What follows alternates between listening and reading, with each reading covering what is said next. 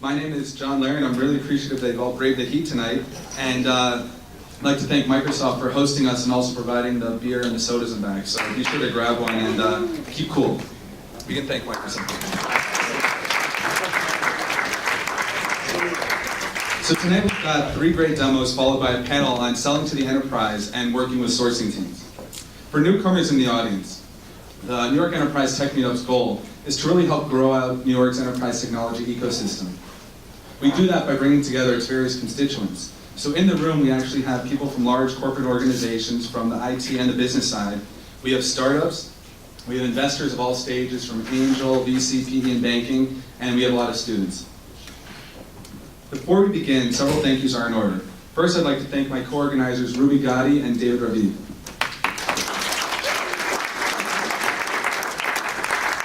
I'd also like to thank the sponsors of the NYTM, which is Cooley, Box, the Graziola Group, and Good Data. And Cooley and Graziola Group will be saying a few words later. So I'm actually excited to share a special announcement with you all tonight. For many of you who've been to events since we started last January, you've usually seen me in a suit and sometimes a tie, but this is the first time when I'm actually here in jeans. And the reason is actually after 3 amazing years at Morgan Stanley in IT, as part of the technology business development team, I'm excited to join Workbench as its venture director. And for those of you who haven't heard of Workbench, we're actually relatively brand new. And we champion enterprise technology through a cooperative workspace for members, enterprise-focused education, and a bridge program that connects exceptional startups to customers, partners, and investors. From launching the Meetup, I've seen firsthand the excitement and innovation around enterprise tech in New York, a place where we're filled with large corporations needing solutions to modern technology problems. What drew me to Workbench was the similarity in our missions. There's a growing pool of talent and capital dedicated to enterprise tech in this city, but there's currently too much friction for us to leverage the benefits of our growing ecosystem. People like to flaunt that New York has a lot of large corporations, but most people don't realize that of the Fortune 500, 45 of them are located here. The next largest city, San Francisco, has 8. Both builders and buyers must collaborate to survive, but it's not happening. It's a big problem to tackle, and we're starting with a very focused MVP. So in my role specifically, I'll be making early stage investments within enterprise tech companies in the city, as well as throughout the United States. And if anyone is interested in collaborating, whether you're part of a large organization that wants to partner with us to learn about new startups, or if you're working on an enterprise startup yourself and you'd like to work out of our space and become a member of our program, please speak with me afterwards. So to kick off the event, we start off with our crowd intro segment. This is where, for those of you who have seen me emailing about it, 10 people in advance have requested 1 minute to speak about themselves and really share their background to help kickstart the network. Thanks so much. I'm going to go through my portion of this very, very quickly. My name's Andrew Custard, and I'm actually the VP of Americas for SOASTA. To my left is the talent. So he's Cliff Crocker, and he's actually going to be taking you through some components of our product and those other pieces. So I'm going to do my best to just impart a little bit of information and then get the heck out of his way. So first off, the biggest thing is why are we here, and what really does SOASTA do, and what problem do we fundamentally solve? And the foremost thing is that Just bear with me. You can keep talking. the foremost thing is that web and mobile applications have changed the way that we look at performance. Historically, when you tested an application with products that were out there and introduced in around 1984 when Reagan was president, they were client-server. Their architectures existed largely behind the firewall. They were fundamentally simple, and you could replicate them in the lab. Now, when you think of modern applications, they are web and mobile. They are composite apps that exist across an infrastructure that is both inside the firewall and outside. And not only is there one application that does this, there are multiple applications that are sitting on the same shared services infrastructure, all straining that performance and the ability. And then the last part is that web and mobile, 80 to 90% of your user experience, your customer's experience, is actually happening within their browser or their mobile device. And we believe that looking at performance has to solve all of that problem. You've got to be able to understand what your capacity looks like. and you've got to be able to understand how that application functions on a browser and a mobile device, and you have to be able to look at your user experience in real time and understand what your customer's experience looks like. So to do that, we have 3 products. We're only going to talk about one of them today, which is mPulse. Cloud Test, mPulse, and Touch Test. The short version is Cloud Test. We revolutionized the way that people test web and mobile applications for performance and capacity. People talk about cloud coverage and scale. We have 800,000 servers that are available for load testing because we enable automated provisioning from every major public cloud provider. That means that you have unlimited capacity and parallelization to solve the problems of modern apps when there are so many more apps than there were before. Touch Test is about mobile test automation. There are a lot of mobile apps, as I'm sure that everyone here knows, and figuring out how to test that rapidly and quickly is something that we help with. It's just from a company bit, we're about 120 people. Now, we get a lot of great recognition. There are 400 enterprise customers. 12 out of the top 20 e-commerce retailers use us as a standard. From the award-winning and patented technology, you can go to the next slide. We get a lot of great recognition. So this is IDC's MarketScape from 2013. That's us right there. For those of you that can't quite see in the back, we're the one at the top. Nicely, Gartner also just recently released a report. This one from July. That would be the cue. All right. We're also right here. What's neat about this for us is that every other company in that leader quadrant is over $1 billion. What's also neat about this is that Gartner, for all of those of you who follow this, kind of weights that stuff towards those companies because they give them a lot of money. We haven't yet. Yeah, but also they look at the comprehensiveness of the solution. Gartner's big comment towards us was, hey, well, you guys don't do client server. And we said, absolutely, we don't. We don't do a test management framework or go into all of that legacy component. What we do so extraordinarily well, though, that we're still in that leader quadrant. And that's performance test, web and mobile applications, give you visibility from behind the firewall out to your end user on whether that's a website or a mobile device, all in real time, regardless of the size, and regardless of the size and scale of your application. I'm going to let Cliff talk a little bit about mPulse, but what we wanted to do, because we think that Jonathan has built such a wonderful thing here with the New York Enterprise Tech Meetup, and because we like our stuff and we like to give back. So if you want to get mPulse free for 90 days, which is what Cliff is about to show you, you add me, that's add Andrew Custard, and then you tweet, give me my mPulse. Thanks, New York Enterprise Tech Meetup and SOASTA. With that, I'm done. Cliff. I think that was the fastest I've ever heard him go through a presentation. This is great. I'm sure that's really Saving time for product. This is awesome. So as Andrew said, my name is Cliff Crocker. I'm VP of Product at SOASTA, very focused on this product that I'm about to show you today. Before I get in and sort of drill in and show you exactly what we're looking at today, I do want to say that this product was born out of pain.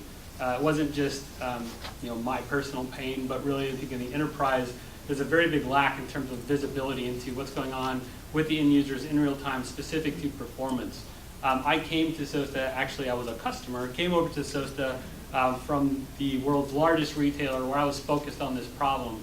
And one of the things that I found there was the ability to actually look into user's browser, user's mobile device, and collect data about their user experiences, about the performance and problems that they might be having with our site, and then start to visualize that data. But my problem was that I couldn't display it, couldn't collect the data in a real-time fashion. So actually I came to SOASTA because of their ability to deal with scale, deal with real-time, to help me build out this product, which we have and which I'll show you.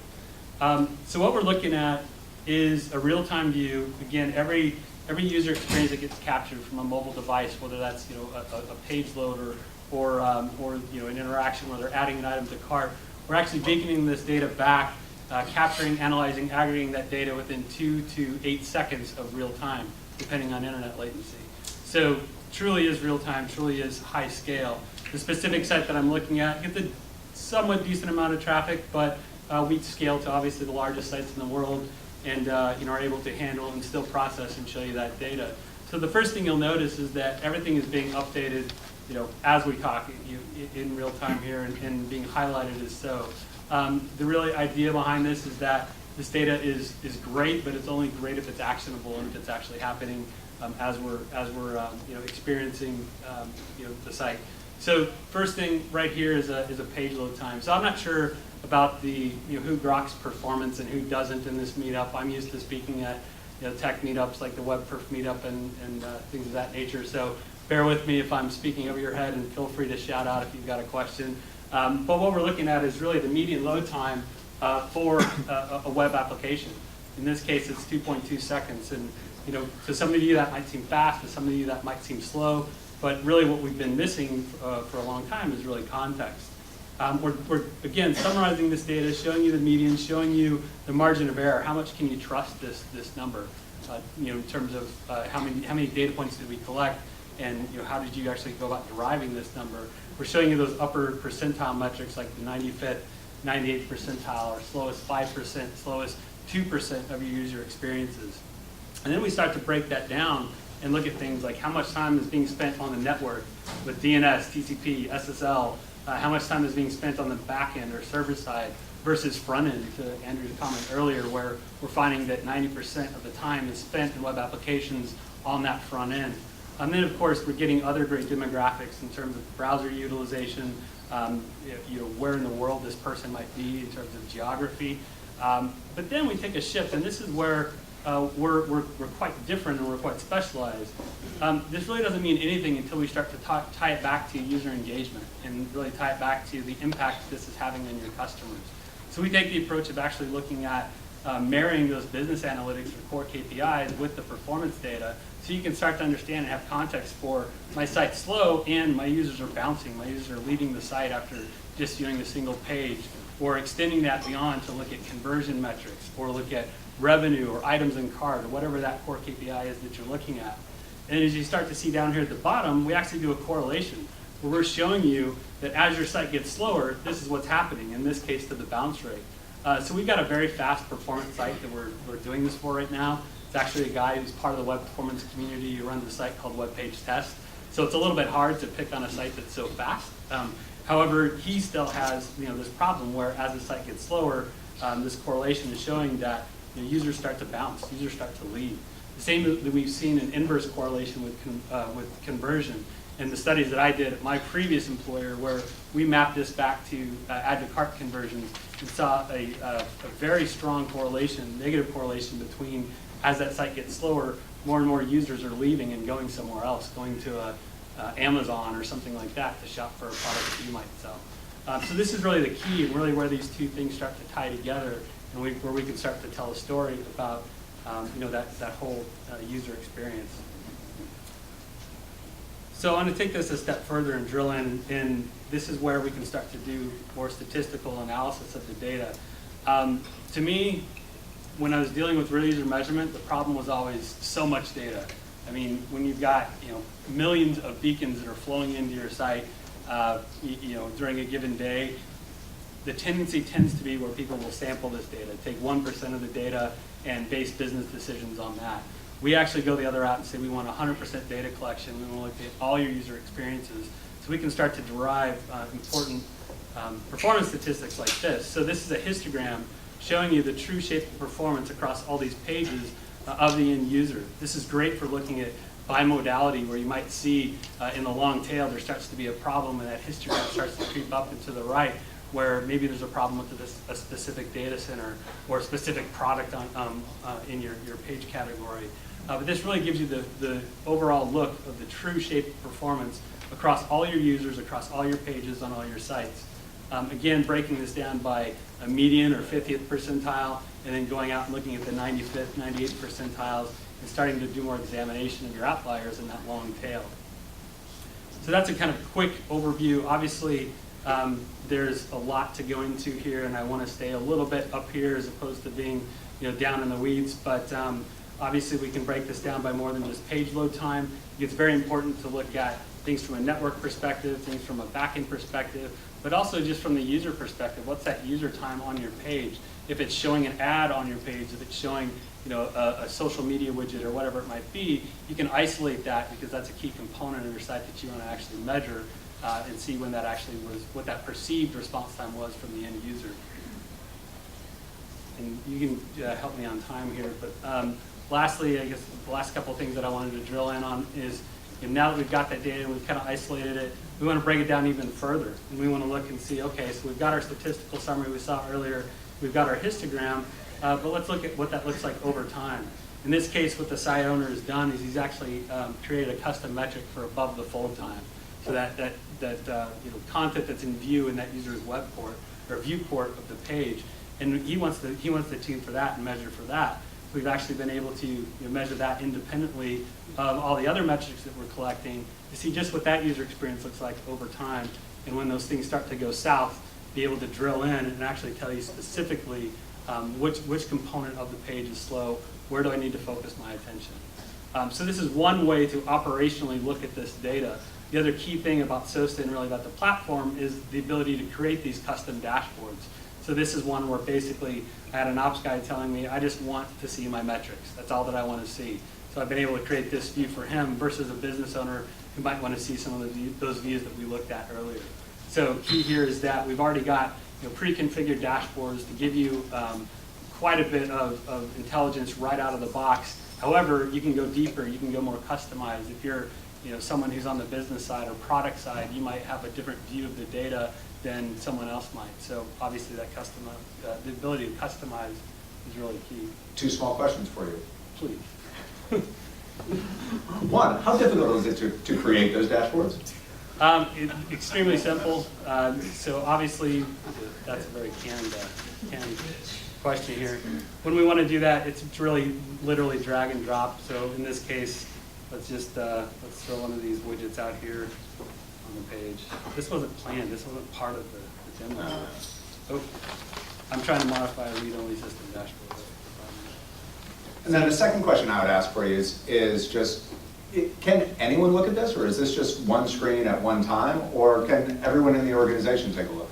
Yeah, so we support multiple users, the ability to, within a tenant, within a domain, have multiple users, as well as have access restrictions for those users. So if you have a user and you're an ops guy and you don't want your business folks looking at your data or your dashboard, you can actually personalize that, make that read-only, make that something that's hands-off. But yeah, obviously multi-user support, multi-domain support. So most sites obviously have web, have mobile, have native. All those things can be looked at within the context of a tenant or really a business. And the last statement that I would just make is that to us, this is one of those simple things of like Occam's razor. It's the simplest possible answer, which is if you care about your user experience, what are you doing to improve it? And the only way that you can improve it is if you actually understand it. And the only way to understand it is to quickly look across all of your users and say, great, what does your user experience look like and how is it changing your behavior? It's not just enough to be able to look at it and say, hey, our app loads like this in a lab. You've got to be able to look at it and say, hey, every one of our customers experience all of these things across different geographies, and this is what they do when they don't get what they want. And that then drives your app development, how you change, how you look at infrastructure, and how you look at cost. Yep, absolutely, absolutely. So I guess I was told to save a couple minutes for Q&A. I definitely want to do that as I'm tinkering around and open up other dashboards here. So any questions from anybody on the floor? Anybody that has specific questions about how the data is collected? What is the data? What are we doing here? Who are we? Please fire away. We didn't plant anybody in the audience. He ended up here next to me. So, okay. I guess the last thing that I'll close on is all this is only possible through what we've actually been able to advance on in terms of the web. So Microsoft, a big shout out to them. They are actually the first ones to implement this tech term, navigation timing, in IE9, which allowed us to get this very rich data and actually show that. So despite the fact that I had problems with my Mac working here at Microsoft, there's a shout out to them. Yeah, John. How difficult is it to integrate within an environment?